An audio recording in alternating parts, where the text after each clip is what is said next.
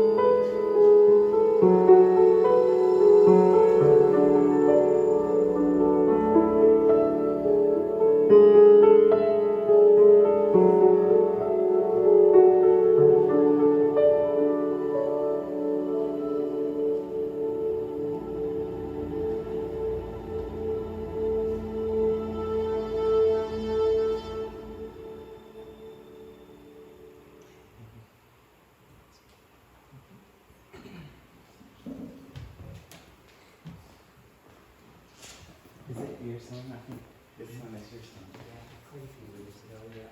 It's beautiful.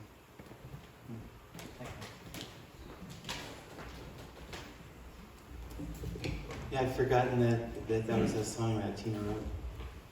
So beautiful. So, yeah, and Tina, thank you for doing music and for bringing the New York Philharmonic. The New York Yeah, exactly.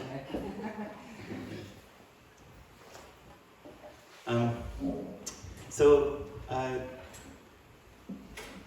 last week I felt kind of a sense of joy, Pete, because you were saying that you know we'd been praying for you over a few weeks because you lost your son and your grandson had an injury, yeah, and you just felt so low, and you were telling us that. But last week you started to feel better. How was it? Well, I had my time off. I felt low again.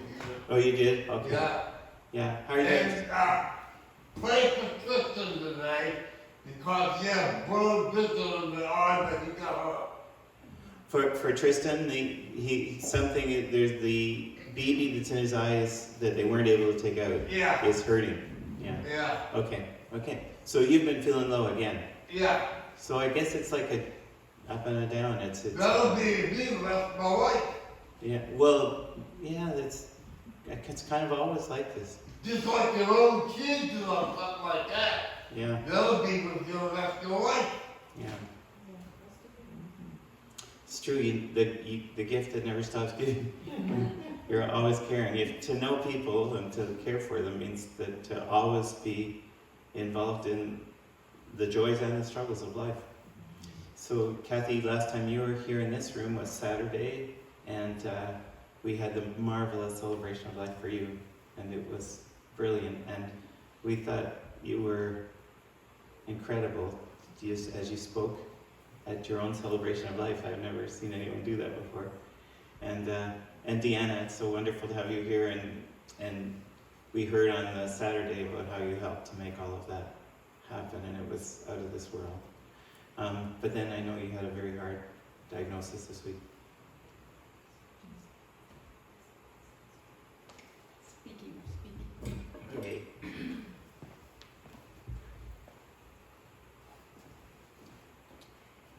So my family was here for the celebration, and that was on Saturday. On Monday, I had an appointment with my oncologist to find out the results of the CAT scan. And it showed that the third and final treatment was not working anymore, and that the metastases are growing. And so the hard news was to hear that there would be no more treatments, so I wouldn't see the oncologist anymore. And basically I'm in palliative care now. And the first song talked about the mystery. And this is a mystery because for a year and a half, I've been every 2 weeks going for chemo, kind of knew what to expect. And now I'm back at square one of not having a clue what each day will bring and how much longer I have. So don't look at me with sadness and compassion is good.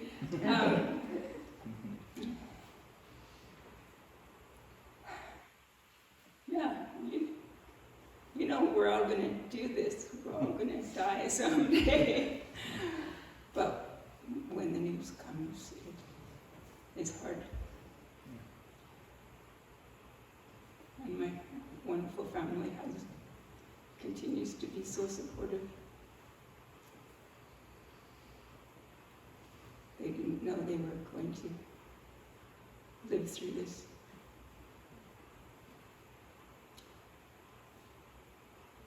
Yeah, you'll see me some more.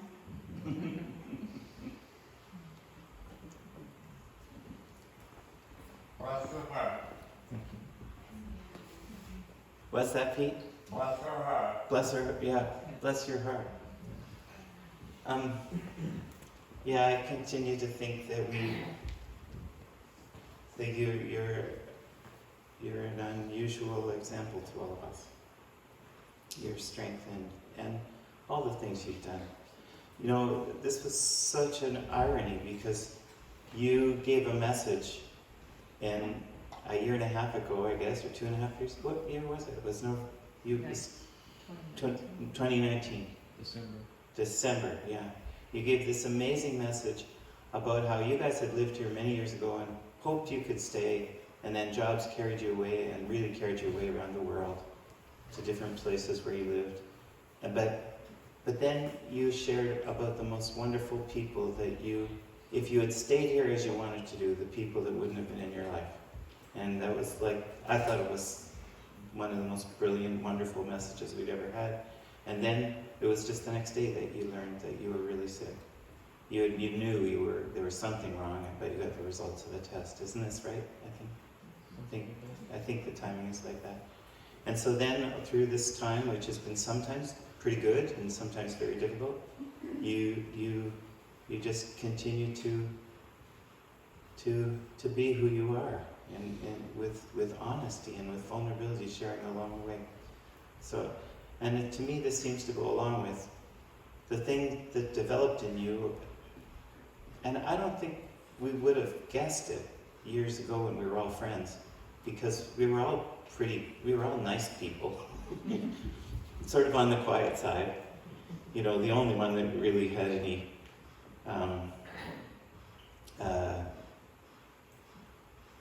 sort of jump up and do something would have been Janelle.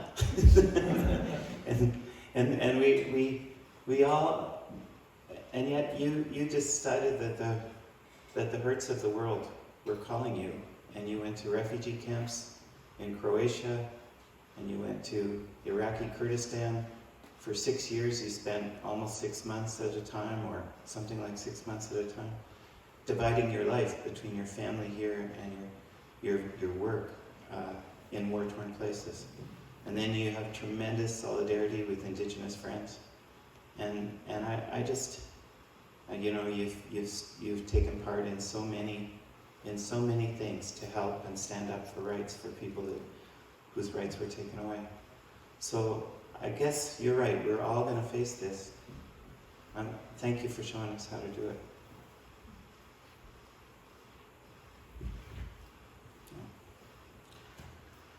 Okay, so Jesus, pray that you be with Tristan, and pray that his eye is protected, and that he ultimately that he's healed very well. Pray for Kathy and for all of her dear family, for all of us during this time of life, the mystery of it. Please help it to walk out in the very best and most beautiful way. Thank you. And for all of us, for things going on in the world, for Afghanistan, for so much turmoil, for broken-hearted situations, Lord, we ask for character long instilled in people's hearts to come to the fore, and for people to act with compassion, strength, and courage in situation after situation around the world to make things better. Thank you. And let's maybe just finish prayer time with the Lord's Prayer today. Our Father, who art in heaven, hallowed be thy name. Thy kingdom come, thy will be done, on earth as it is in heaven. Give us this day our daily bread, and forgive us our trespasses, as we forgive those who trespass against us. And lead us not into temptation, but deliver us from evil. For thine is the kingdom, the power, and the glory, forever and ever. Amen. I'll just say a quick word about that prayer. To me, I was thinking about the meaning of it again today while actually doing the music, and it seems to me that it's a prayer about trying to posture your heart in an appropriate way. It's like saying, God our Father. It's like putting yourself under the shelter and trust of a God that loves. And then it seems to me that all of the petitions cover everything. It's like, give us this day our daily bread. It's like, whatever's needed today, please be in the midst of it. And then forgive us for what's gone on in the past and lead us well into the future. You know, it seems like it's a very simple prayer that's easy to memorize, and yet it's saying, this is the way I want to be in the world. I want to reflect your fathering compassion. I want to be in that and trust, and I want to reflect it outwards. And I also want to ask for your sustenance today, your forgiveness for everything I screwed up to this point, and for a really good walk going forward. It's a pretty beautiful, beautiful thing. In a way, it's almost like a way to center down into the present moment. Okay, that's a like mini sermonette, and I think what's happening with kids today. Okay, gonna go find out if Ali's there? Yeah, she is. Okay, good luck. And then it's kind of an extension of Art Club. Yeah. Yeah, cool. Great to have you guys here. Yeah. Yeah, good luck.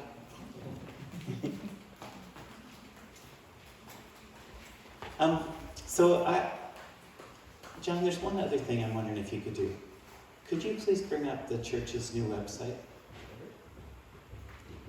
And there's let's see what happens with that. I should have brought notes, but I'm going to end up spending my whole time reading today. I was thinking about what to speak about, and I didn't find life in anything, although I had a very rich week studying, but I just didn't have anything that had that sense of, this is it, and I looked for that. And, there. Hi, guys. Can you go down just a little? There, learn more about St. Croix Church. Hit that. About us. Yeah. Yeah, if you just keep scrolling a bit, I'd like to, this is the first one. It's, when we were asked to leave our denomination a year ago, or a year and a quarter, it seemed like a great opportunity to do so many things, to rewrite bylaws, which were very antiquated, to make a new website, and fortunately Jacket's creative help there, and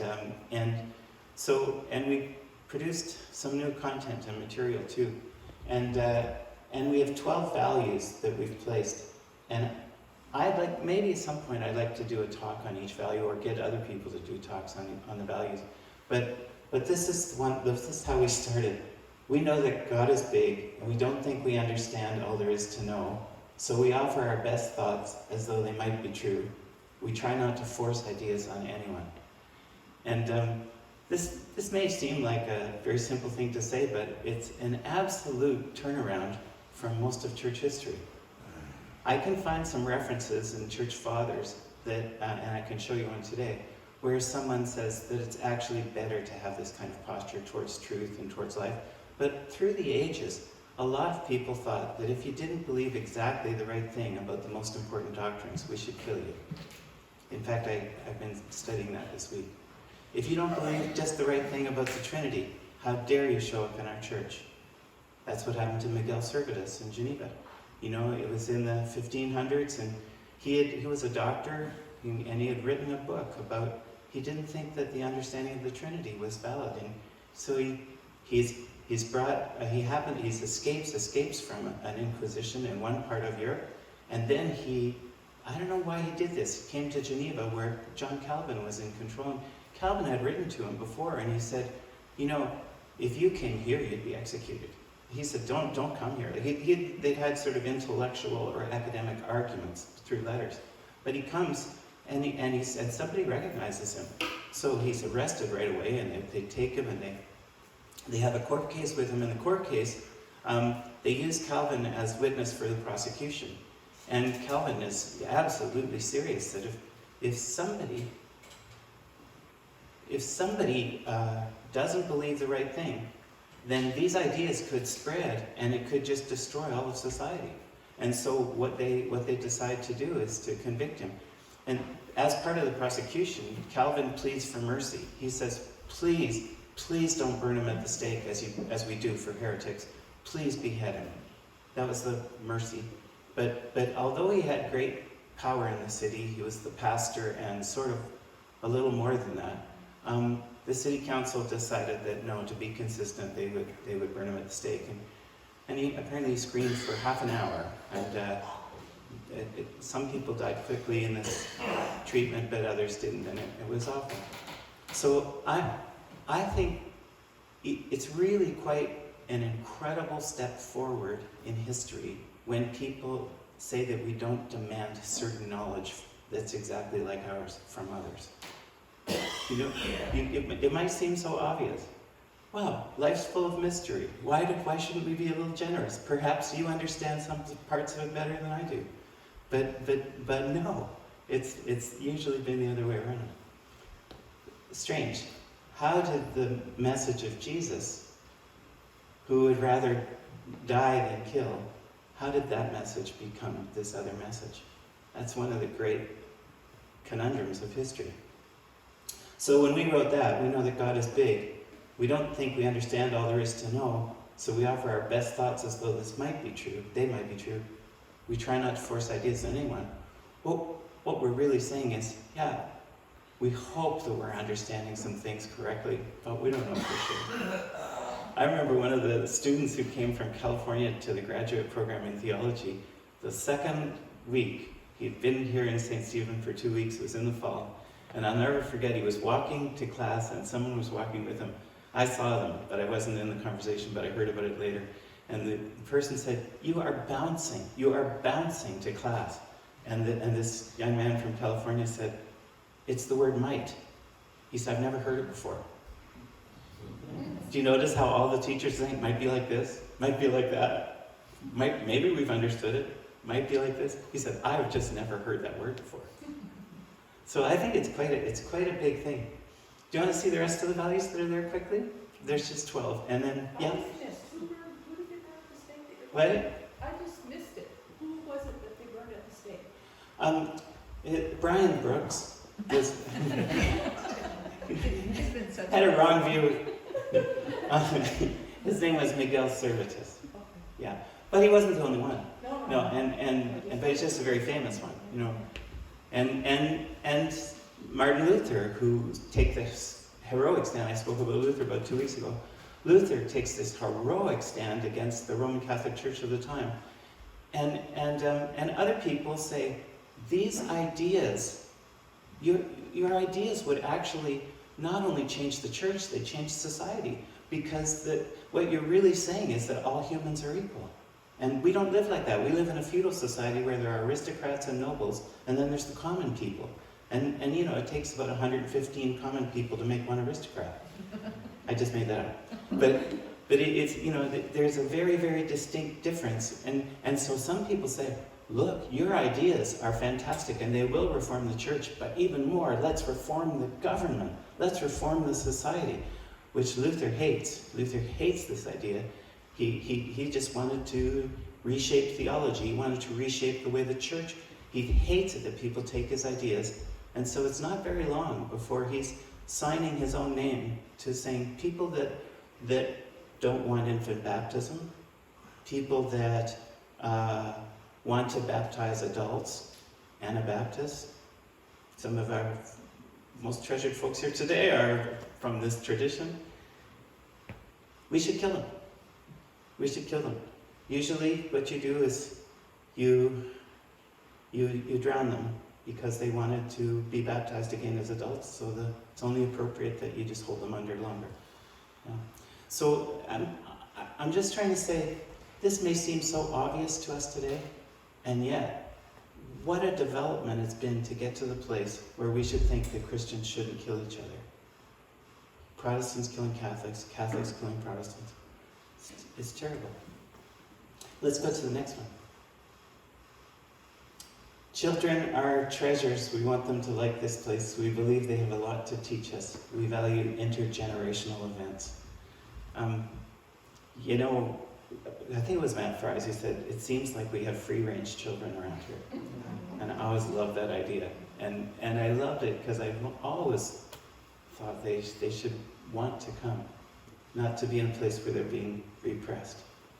Next.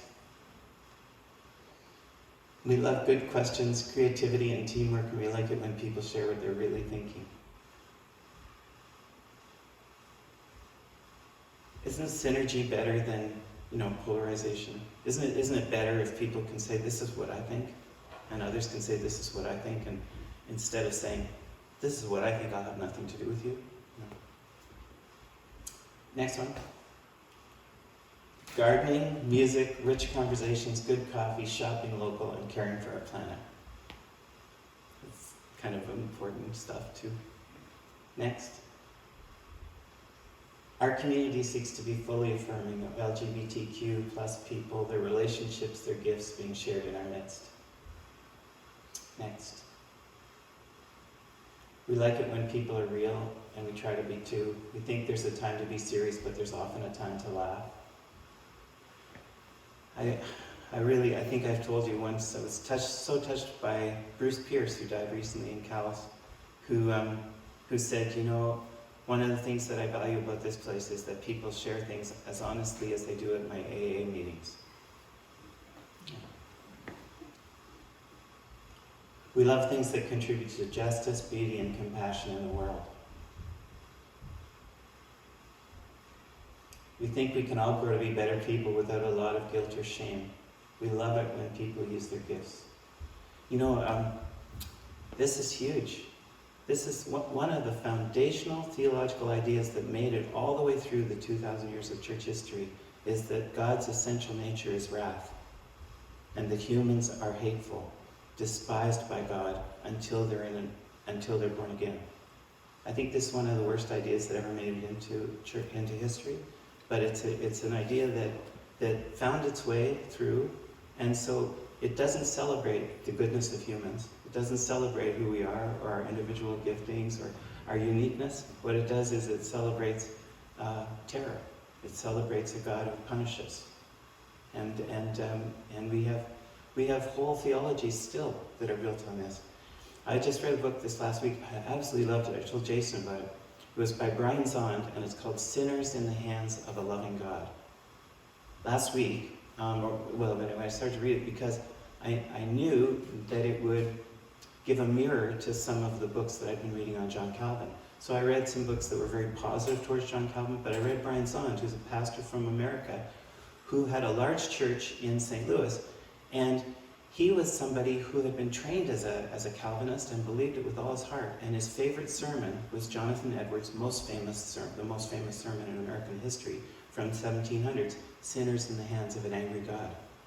And Sinners in the Hands of an Angry God it was part of a great awakening, but what happens is that he's just speaking so forcefully about hell that people are, apparently were just shaking and trembling, and it somehow ushered in a period of religious experience, but to me it seems a little off base. Sinners in the Hands of an Angry God. And so Brian Zond wrote a book called Sinners in the Hands of a Loving God, in which he questions all of the basic assumptions that were there in that original sermon. And it just made me so happy to read it, because I thought, I don't know no one could do this as well as somebody who grew up believing all of these things. And it's a very easy book to read. It's not like an academic textbook. It's an easy book, but in fact I think it'd be a beautiful book to do a study on, or for anybody who wanted to read, because what it really does is explains why the Westboro Baptist Church and all of its offshoots and its more acceptable forms in churches are really, really a different religion than Christianity is. So, anyway, beautiful book. We think we can all grow to be better people without a lot of guilt or shame. We honor older Christian approaches, but we like to have new thoughts. This is where we took, I always talk about anchored with wings. I always think that it's the most wonderful phrase. I heard Dr. Margaret Ann Smith from the university prayed it for students one year. May you be anchored with wings. And I thought it meant, I hope that you are known and loved in a community, but that you will also be free to travel. But for me, over time, it started to become something else. It's, I hope that you're rooted and grounded and secure in the things that you believe, that you're anchored in them. but that you're also free to have a new thought. And the wonderful result of that is that, because I tend to have students that are very close to the anchor and students that are very close to the wings. And so I learned that this phrase gave me a way to love both of those, to really honor people that want to live very, very close to the anchor. I see the beauty of that.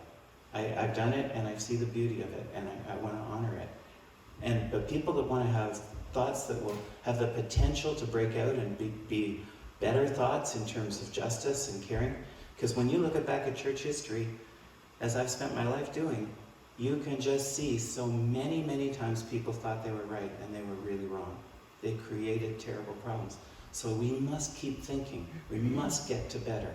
And so I love people that want to be near the wings, anchored with wings. And I think it's kind of cool if you can do both. You know, I'm feeling very, very secure in my faith today. Oh, but look where that thought went. You know, I think it's very cool if you can do both. Along with our focus on the teachings of Jesus, which is really the heart of what we do here most of the time, we also value indigenous wisdom, science, psychology, and the perspectives of other religions. And so often, I think the best thoughts from all religions are pushing in the direction which is more important than the one of thinking that you have all the right ideas nailed down or the right beliefs. It's learning how to live in a way that is beautiful, learning how to live with compassion, and learning how to fight for justice for others. That's wherever you're from, whatever you're doing, if you're moving in that direction, I think you have the full joy of God resounding through what you're doing.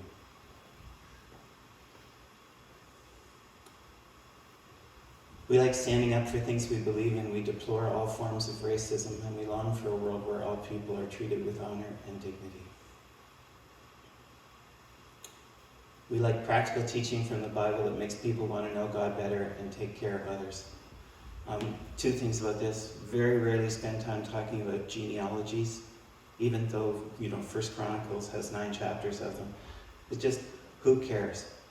That's, just to be a bit facetious, I used to care a lot. I can tell you I found a lot of secrets in the whole Bible by studying those genealogies.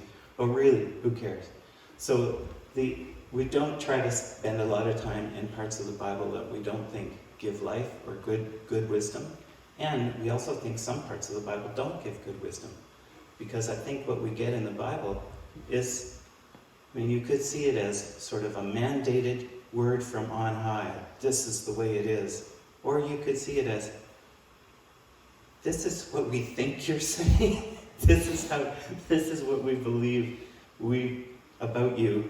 And so is it the authoritative word from on high, or is it more of a gradual understanding of what you are really like, in spite of the fact that we had such bad ideas in the beginning? I think it's more like that. So those are the 12. John, can we go back to the document now? Years ago, I wrote a document about living in community here. And it was about 20 years ago I wrote it. And I integrated it into a chapter that I wrote on first century church. You know, in the New Testament there's a book called 1 Corinthians, but there's also a book by Clement of Rome, who's considered to be the 4th leader of the church in Rome. And Clement wrote a book to the Corinthians about 96 AD. It may be the very first letter that we have outside of the New Testament. And in it, I like to compare the two, 1 Corinthians and Clement of Rome's letter to Corinthians, because they hit the same ideas. And but anyway, I'm just going to bring this quote because I promised it. I'd like to mention a few other passages I value in Clement's letter. A main focus for him in the building of community has to do with the need for humility. Here's one way that he says this. Self-assertion, so this is from 96 AD. Very, very original Christian thinking. Just past the time of the New Testament, or really the time of some of the New Testament. Self-assertion, self-assurance, and a bold manner are the marks of men accursed of God. It's those who show consideration for others and are unassuming and quiet who win his blessing. Isn't that kind of interesting? Because don't you feel as though the whole church culture sort of celebrates people who will dogmatically tell you what to believe and tell you how God operates and tell you, and the ancient church said, oh yeah, actually that's a different religion. That's a religion of power. That's actually the exact thing we're trying to get away from. This, what we're trying to do is to have the beauty of Jesus live in people's hearts in such a way that they deal with others gently, kindly, with generosity. And when they disagree, try to understand each other's points of view. I think that's enough for today. Hey, what do you guys think? Anything stand out to anybody? Sorry for droning on.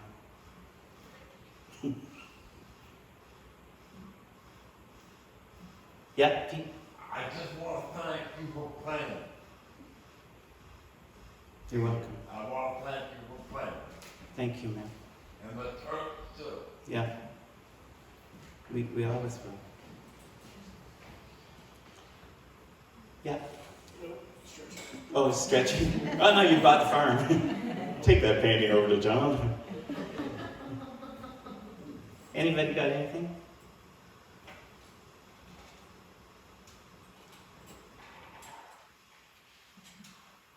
Just that self-assertion, self-assurance, and above manner look a bit differently if they show up people who have been demeaned historically, right? So you can look at this. Take the. Bring it here. Just that self-assertion, self-assurance, and above manner look a bit differently if they manifest in people who have been demeaned historically, right? So I wouldn't say that it says it's the marks of men accursed of God, Yeah. but there are people who can step forward with more boldness based on history too. Yeah. Oh.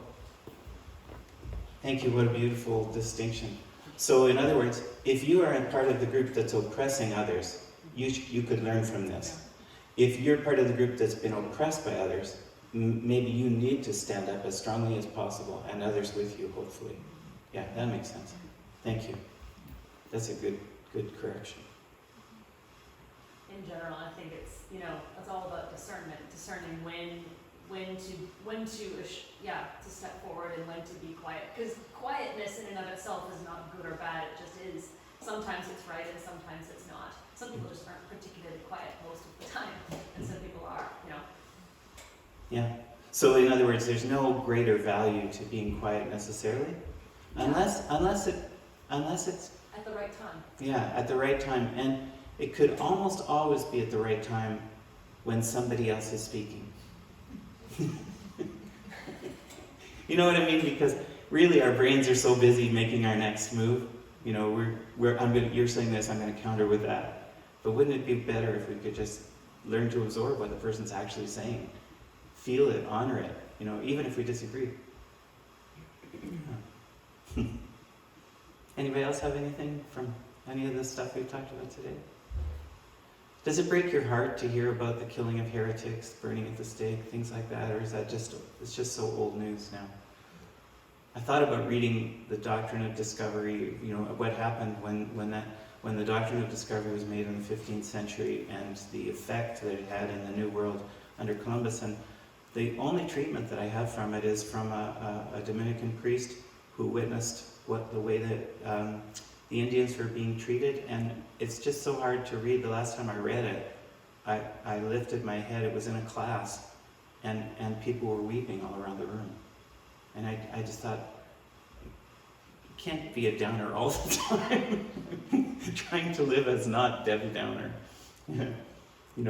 But it's so important for us to know the mistakes of the past. It's so important for us to know. Otherwise, what would make us suspect that it's not good enough yet?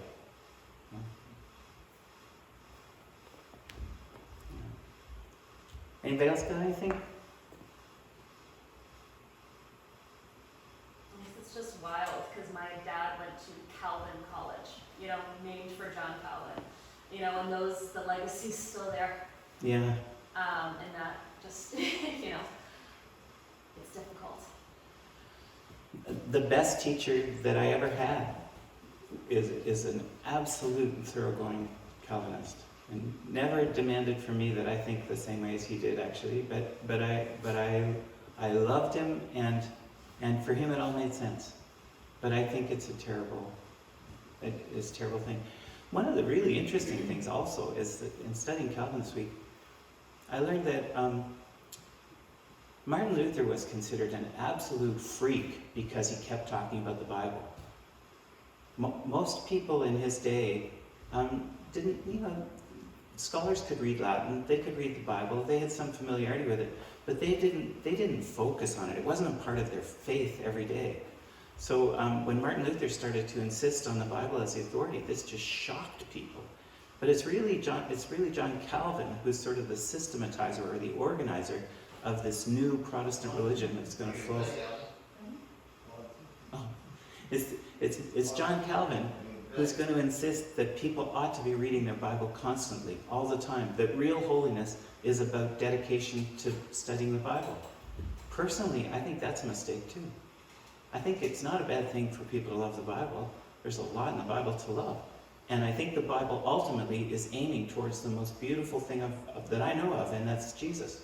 The Bible is being fulfilled little by little as it's mounting in its understanding towards what Jesus is like. I love that. But I think this idea that what holiness is in the world is that you're supposed to study the Bible is actually a way of saying, don't be involved in your neighbor's life. It took me like 40 or 50 years to figure that one out. I'm sorry. I'm the man of God. I'm studying the Word. I lived through that kind of nonsense. Goodbye. Anyway, that's you're going to do a song. One more song.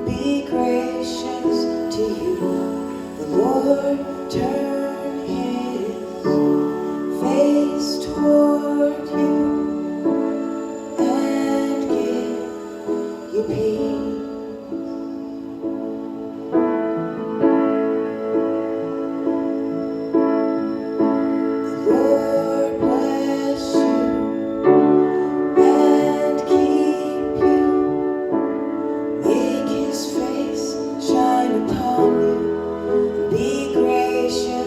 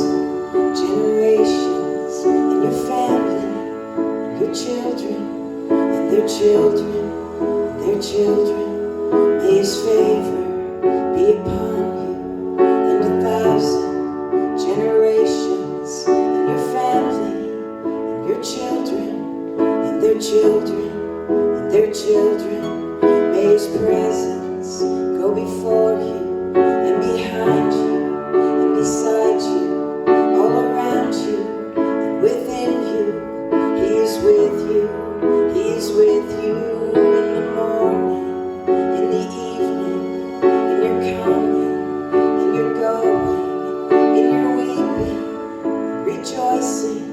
He's for you. He's for you.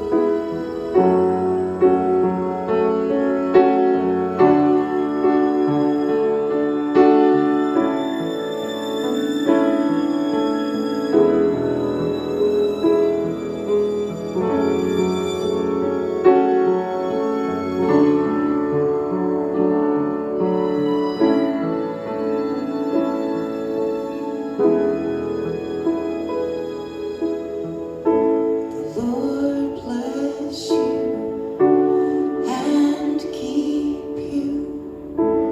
Make his face shine upon you and be gracious to you. The Lord turn his face toward you and give you peace.